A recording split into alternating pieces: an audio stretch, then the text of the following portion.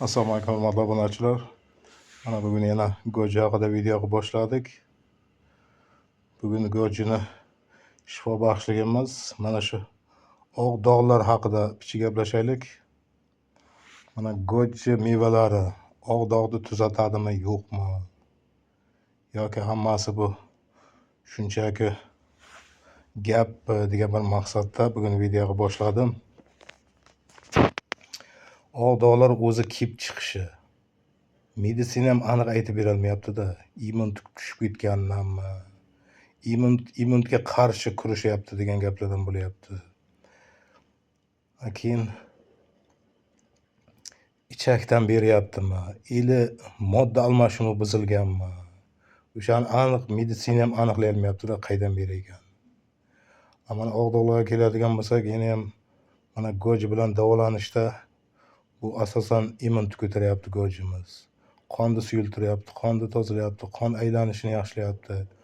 Keyin plus modda almashinuvini ham yaxshilayapti-da. Keyin mana ichaklarni yaxshi tozalayapti, qabziyatni oldini olyapti.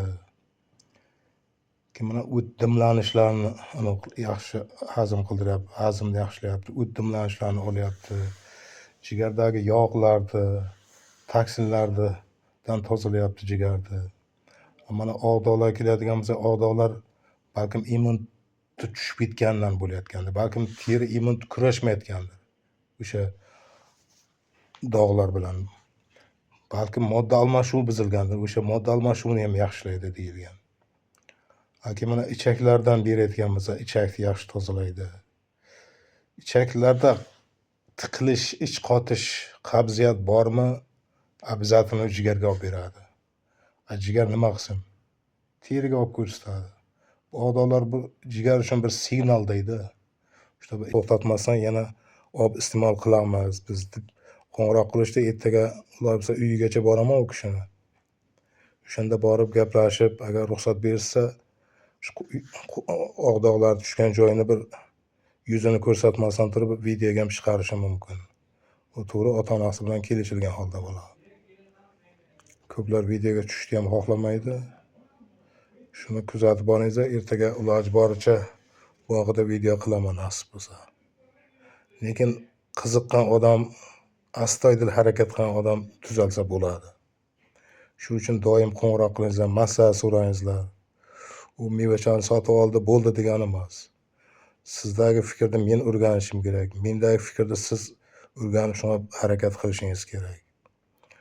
Shunda birgalikda ishni olib borsak, o'ylayman, hammasi yaxshi bo'ladi. Oq dog'dan ham qutulsa bo'ladi. Nasib bo'lsa hammasi yaxshi bo'ladi. Faqat niyatni to'g'ri qo'yaylik, ayrim narsaga e'tibor qilaylik. Mana ovqatlanish madaniyatiga e'tibor qilaylik. Me'yor bilan iste'mol qilib turaylik. Shunda Allohning o'zi ham yordam qiladi nasib bo'lsa. Men ham shu doim so'rayman Allohdan. Shu mendan meva iste'mol qilayotganlarni oldida yuzim yorug' bo'lsin. Allohim shularga shifo ber. Bir mashinlikdek ko'zga ko'rinib qolmayin. Shularni bir kelajakda bir foydam tegib, shulardan duo olib yurayin deb men ham doim Xudodan so'rayman. Mayli, ishlaringizga omad, sog' salomat bo'lingizlar, kasal bo'lmangizlar. Doim sog' salomat yurishga harakat qilingizlar. Allohning o'zi shifosini bersin sizlarga. Kasalchilikdan qo'rqmangizlar. Kasalchilik ketadigan narsa. Faqat harakat, astoydil ishonch, ayrim narsaga e'tiborli bo'lsak, nasib bo'lsa hammasi yaxshi bo'ladi. Borib Xudo shifosini bersin hammamizga. Assalomu alaykum hurmatli obunachilar. Mana bu kishida ham bir 6 oydan beri ichib iste'mol qilib kelyapti shu bu yagida go'jilardan. Mana hozir ota-onasini aytishiga qaraganda effekt bilinyapti dedi. Yanga nima deysiz? Qanchalardan beri ichib kelyapti? Shu bir oy o'tgandan keyin o'zgarish bo'ldi. 6 oy. Yo'q, yana 6 oyda o'zgarish yaxshi bo'ldi. Ancha. Nasib bo'lsa mana qo'lini ko'rsatyapmiz. Badanlarida ham ayrim joylarda bor ekan. Nasib bo'lsa ular ham o'tib ketadi. Avvalam Xudo shifosini bersa, hammasi yaxshi bo'ladi nasib bo'lsa. Yuzimiz yorug' bo'lsin shu Alloh tilida, xalqimiz tilida. Mayli, e'tiborlaringiz uchun rahmat. Bundan keyin ham harakat qilamiz videolar qilib turishga bu haqida. Sizlar ham o'ylanmasdan bemalol mana davolanayotganlar bemalol davolansangiz bo'ladi. Iloji boricha qo'ng'iroq qilingizlar, maslahatlashingizlar.